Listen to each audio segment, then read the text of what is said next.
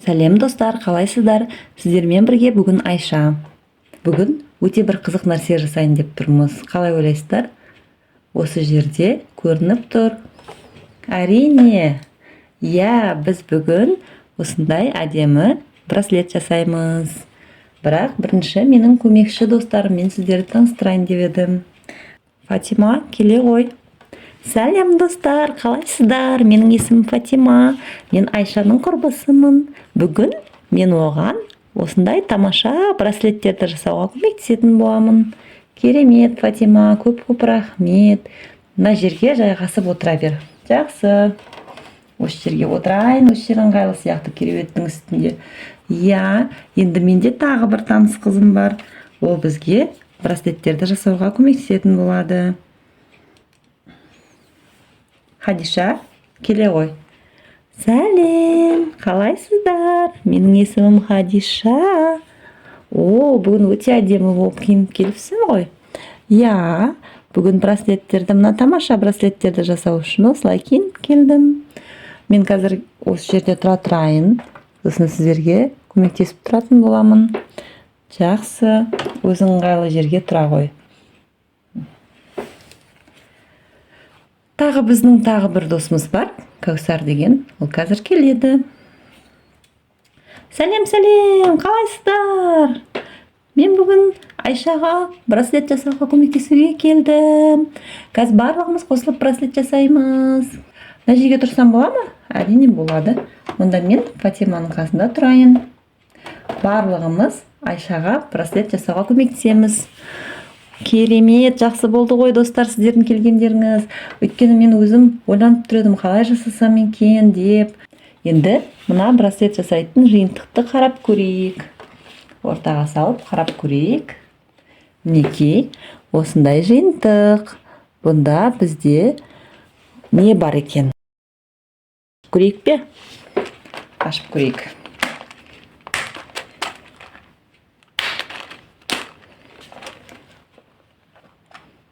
Ашылады. Керемет.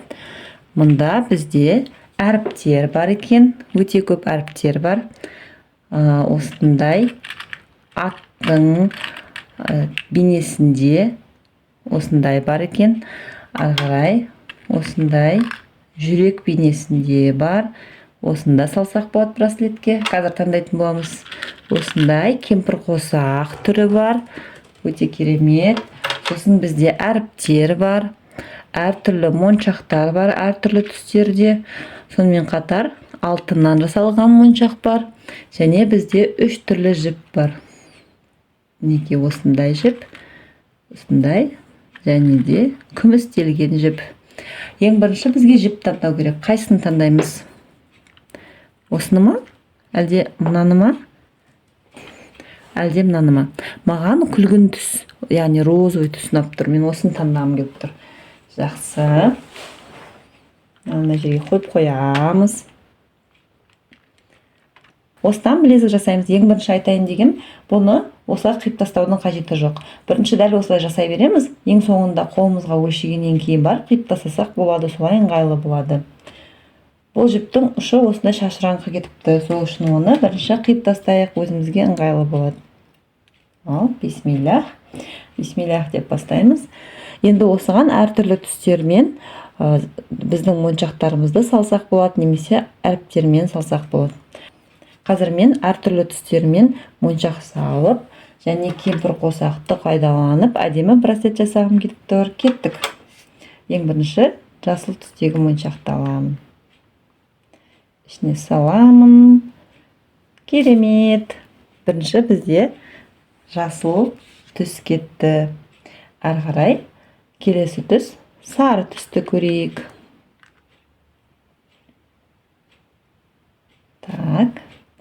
Керемет. Енді менде жасыл және сары түс шықты. Ары қарай көгілдір түсті көрейік. Көгілдір түсті саламыз. Қазір менде көгілдір болды. Жасыл, сары, көгілдір. Енді біз мына түсті көрейік. Бұл түстің қазақшасын комментарийге жазып кетесіздер ме? Орысшасы оранжевый болады. Қазақшасын қазір ұмытып тұрмын. Тілімнің ұшында тұр, бірақ ұмытып тұрмын. Мінекей. Осындай болды. Ары қарай кеттік. Ал мынау күлгін түс. Күлгін деген розовый қазақша. Өте әдемі түс екен. Салып көрейік. Қандай күшті болды. Енді мына түсті салып көрейік. Бұл түс бізде. Барлығы шашылып кетті. Ештеңе етпейді. Бұл түс бізде. Орысшасы фиолетовый. Қазақшасын білмейді екенмін. Комментарийға жазып кетсеңіздер қуанатын едім. Осындай болды. Керемет. Барлық түсті жазып алдық. Енді біздің кемпір қосақты саламыз. Қараңыздаршы, қандай әдемі, өзі жылтырайды. Солай саламыз. Ой, біздің браслетіміз, біздің білезігіміз әдемі болып келе жатыр. Қандай күшті, Енді барлығын тағы бір рет қайталайық. Осы түстердің барлығын тағы бір рет қайталап шығамыз. Сосын қолға өлшейтін боламыз.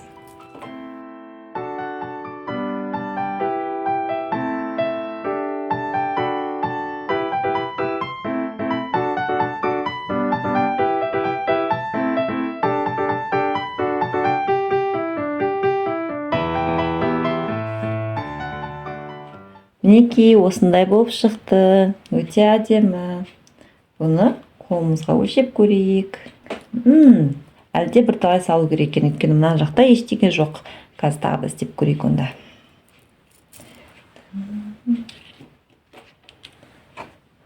Фатима, Хадиша, Каусар, сендерге менің браслетім ұнап жатыр ма? Өте әдемі, өте қызық болып жатыр. Меніңше кішкене алтын моншақтардан қосу керек сияқты. Өте қызық пікір. Көрейік ендеше. Ендеше мына алтыннан жасалған моншақтардан кішкене қосайық. Қалай шығады екен?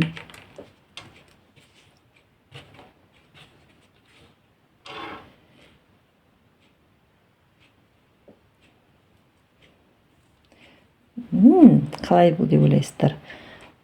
Меніңше жақсы сияқты. Көбірек қосайық.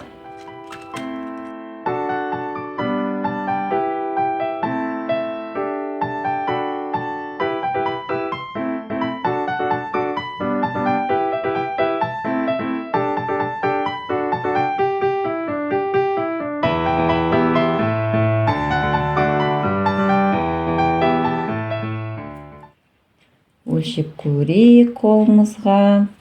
Былайынан саламыз. Осы жағы мынадай, алдыңғы жағы алтын. Кішкене жетіңкіремейді екен. Тағы да кішкене біздің алтыннан жасалған моншақтарымыздан салайық. Ұшын қиып тастау керек, тағы да. Ұшы мынандай ұштанып кетті.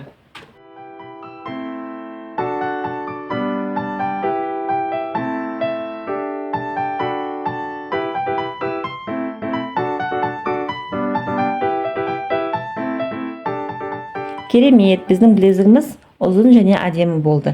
Енді қазір біз мына ұзын жіпті осылаймен қалдырдық қой. Сол үшін мына жерден байлаймыз және байлап болғаннан кейін барып оны кессек болады. Бұл бізде созылмалы жіп, сол үшін кішкене тарлау қылып байлауға болады. Артынан қолға таққан кезде ол міндетті түрде созылады. Бисмиллах, байлап көрейік.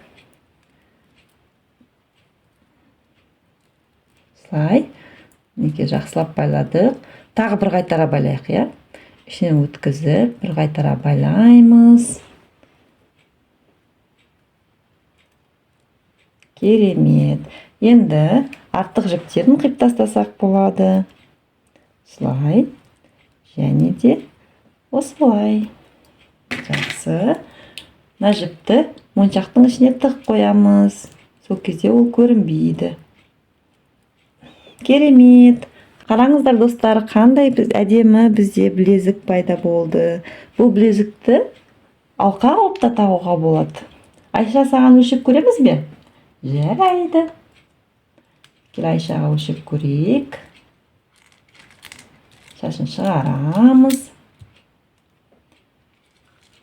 Мәссаған, Айшаға керемет осындай алқа болды. Енді оны қолымызға өлшеп көрейік. Рахмет, Айша.